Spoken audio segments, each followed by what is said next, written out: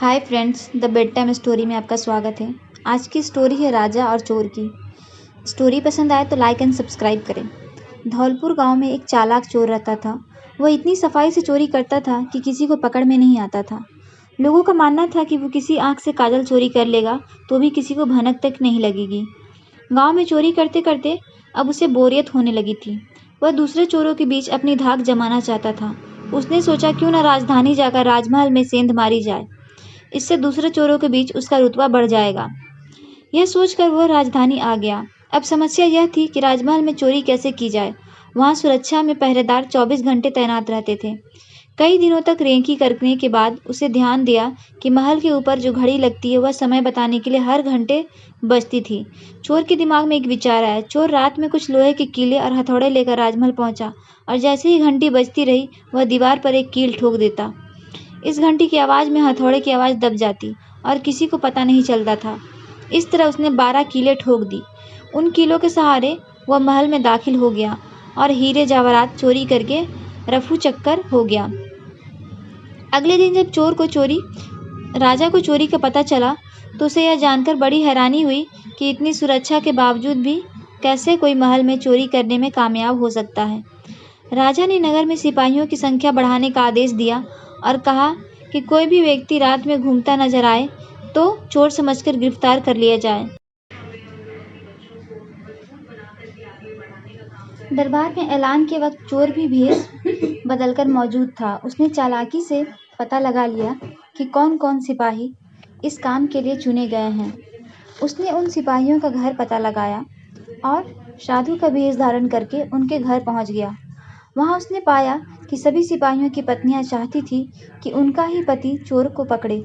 इस बात का फायदा उठाते हुए उसने सभी की पत्नियों को कहा कि पूरी रात तुम्हारे पति चोर की तलाश में बाहर रहेंगे। इस बीच चोर तुम्हारे पति का वेश धारण कर घर में घुसने की कोशिश करेगा।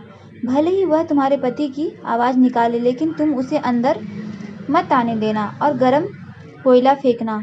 इससे चोर घायल हो जाएगा और पकड़ा जाएगा। पत्नियों ने हामी भर दी और चोर वहां से चला गया। वही सिपाही पूरी रात गश्त करते रहे और चोर की तलाश करते रहे। सुबह 4 बजे के बाद सभी सिपाही चोर को ढूंढते ढूंढते थक गए। तभी सारे सिपाहियों ने सोचा कि अब घर चलकर थोड़ा आराम कर लेते हैं। जब वे घर पहुंचे और दरवाजा खटखटाया तो पत्नियों को शक हो गया कि जरूर चोर आ गया है। उन्होंने सोचा कि साधु की बात तो सच हो गई, जरूर ये चोर हैं जो भेष बदल कर आया है।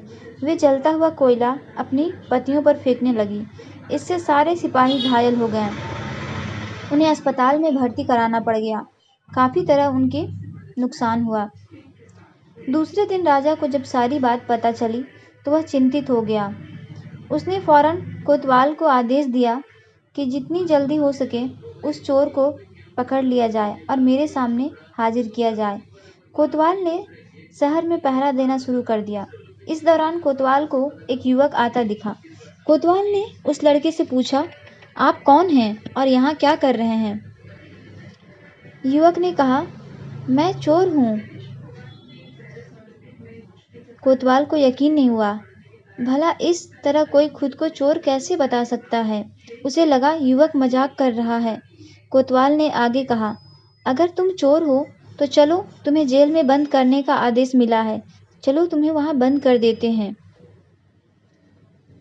यह युवक चोर तैयार हो गया। कोतवाल उसे लेकर एक कमरे में गया, जिसे देखकर चोर ने बोला कि कोतवाल साहब, इस जेल को तो कोई भी खोल सकता है।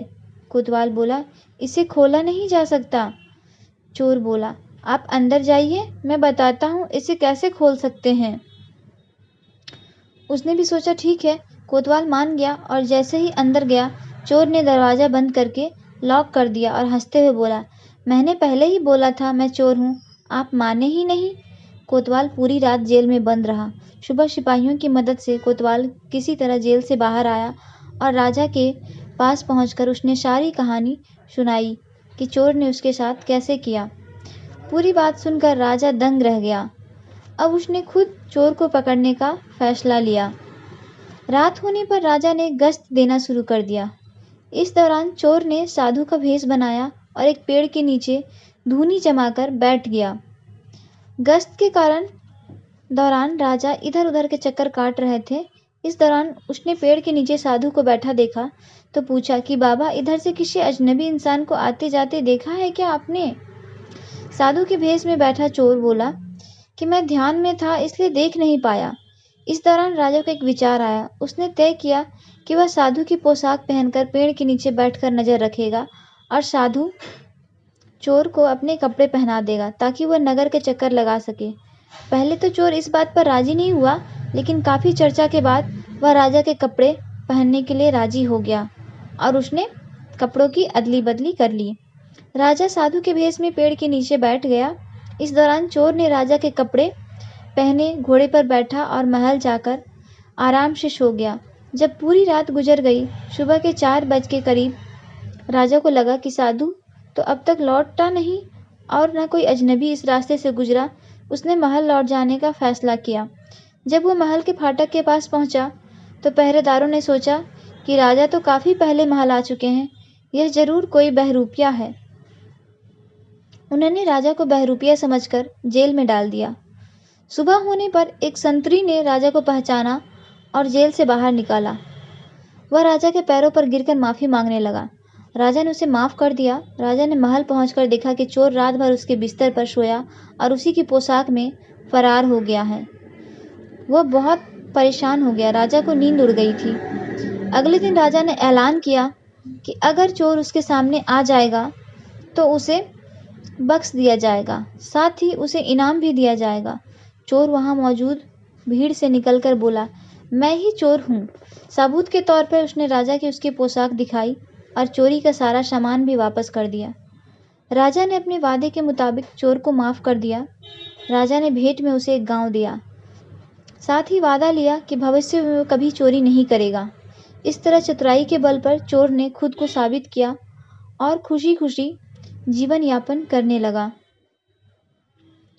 इस कहानी से हमें यही सीख मिलती है कि अगर इंसान में बुद्धिमानी और समझदारी है तो वह विषम परिस्थितियों में भी खुद को साबित कर सकता है। स्टोरी अच्छी लगी हो तो कमेंट करें। धन्यवाद।